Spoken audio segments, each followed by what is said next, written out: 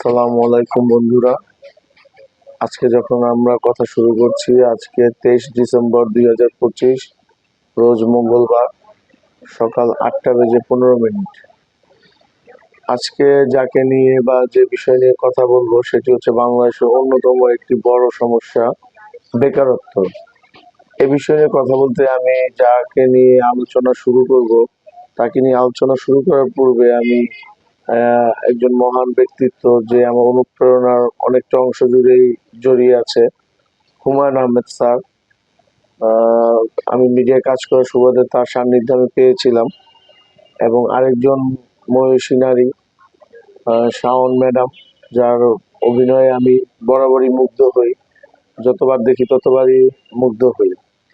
তো আজকে আমি কথা বলছি আমাদের আইন উপদেষ্টাকে নিয়ে, যিনি বলেছিলেন যে বাংলাদেশের 26 লক্ষ ভারতীয় নাগরিক জব করে। তো আমি শ্রদ্ধা ভরে আমার আইন উপদেষ্টা জনাব আসিফ নজরুল স্যারকে বলতে চাচ্ছি যে স্যার, আপনি তো বলেছিলেন যে 26 লক্ষ লোক, ভারতীয় লোক বাংলাদেশে এই মুহূর্তে জব করছে। তাহলে আমাদের কাছে যে পরিসংখ্যান আছে, বর্তমানে বাংলাদেশ পরিসংখ্যান ব্যুরো BBS শ্রম শক্তি জরিপ 2024-এর চূড়ান্ত প্রতিবেদন অনুযায়ী বর্তমান দেশে মোট বেকারের সংখ্যা 26,20,000। 2023 সালে এই সংখ্যা ছিল 24,60,000। অর্থাৎ এক বছরে বেকার বেড়েছে 1,60,000। লিঙ্গভেদে পুরুষ বেকার 18 লাখ এবং নারী বেকার 8,20,000। তো এর ভিতর আমরা যদি লক্ষ্য করি যে আমাদের শিক্ষিত বেকারের সংখ্যা কত, শিক্ষিত বেকার, স্নাতক, অনার্স ও স্নাতকোত্তর ডিগ্রিধারী বেকারের সংখ্যা প্রায় 8,85,000। দেশে মোট বেকারের প্রায় 13.54% উচ্চ শিক্ষিত।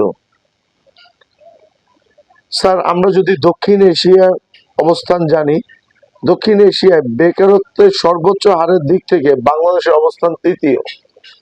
বাংলাদেশের আগে শুধুমাত্র আফগানিস্তান ও মালদ্বীপই রয়েছে। ILO তথ্য অনুযায়ী, আন্তর্জাতিক শ্রম সংস্থার একটি পুরনো প্রতিবেদন অনুযায়ী বেকারত্ব বাড়ছে এমন শীর্ষ 20টি দেশের তালিকায় বাংলাদেশের অবস্থান 12তম। স্যার, আপনাকে সম্মানের সহিত আমি বলতে চাচ্ছি স্যার, এখন আপনি যদি দয়া করে এই 26 লক্ষ ইন্ডিয়ান নাগরিকের স্থলাভিষিক্ত আমাদের বাঙালি যে 26,20,000 মানুষ আনুমানিক বেকার রয়েছে, তাদেরকে কর্মসংস্থান করে দেন, ইনশাল্লাহ বাংলাদেশে আর কোনো বেকারত্বই থাকছে না। কথা বলে আমি আমার কথা আজকে শেষ করছি।